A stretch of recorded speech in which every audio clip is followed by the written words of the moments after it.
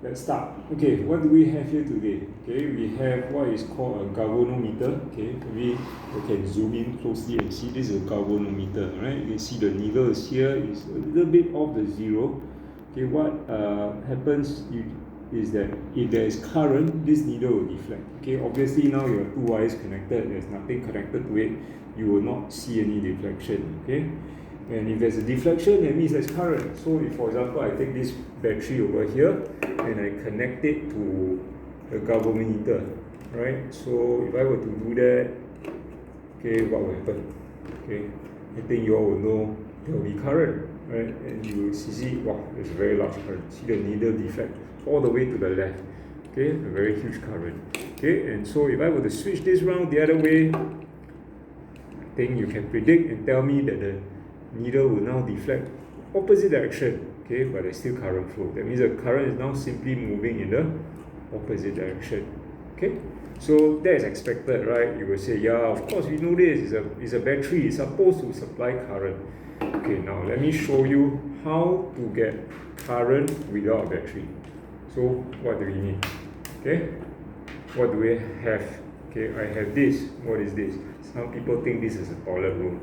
Okay, it's not a toilet roll. Okay, this is actually what I call a solenoid. A solenoid which has many turns of wires. So they are very fine. So there are many turns of wires here. Okay, so that's what I call a coil of wires or a solenoid. And I'm connecting it to my galvanometer.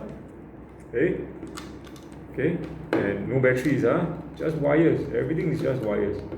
And now what I have here is that I'm going to bring this, I'm going to use a magnet. Okay, you all know what's a magnet. Everybody knows what's a magnet, right? So it's just a magnet, and then I'm going to just place it inside the solenoid. Okay, when I place it inside the solenoid, okay, hope the video can see that the magnet is inside the solenoid. Okay, you see no deflection, nothing, right? There's no current flow.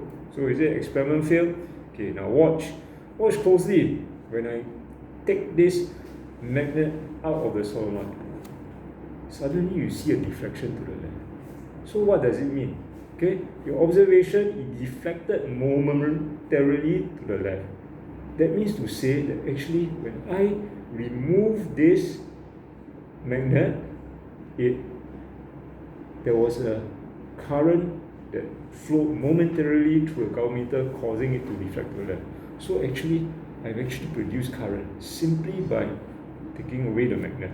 So likewise, notice if I bring it close or I bring it towards the solenoid, it deflects in the opposite direction, okay, to the left, right? If I take it away, it deflects to the right. So by merely moving this magnet back and forth, you can see actually that the galvanometer starts to deflect left, right, and so on, showing a flow of current. Okay, it's not very large, but there's a flow of current. So possibly if you were to put a light bulb there, the light bulb can light up. Okay, so this is actually quite amazing, right, to think about it, because there is no battery, all you have is a solenoid, a magnet, and current is produced. Quite amazing if you think about it this way, right? So this effect is what we call actually electromagnetic induction. So what is actually taking place here is this.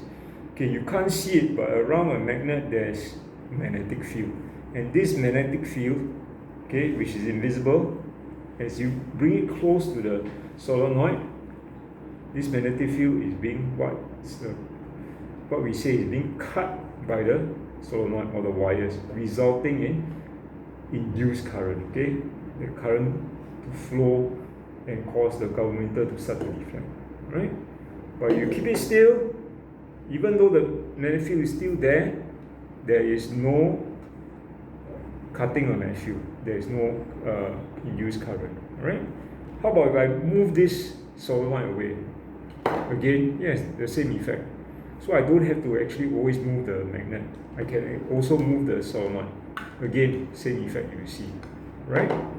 So if I were to ask you to think, okay, how then will you, if I want larger amount of current, okay, I think quite commonsensically you will say that, okay, you move the magnet faster away, okay, or use a stronger magnet, or use a solenoid which has even more turns than this.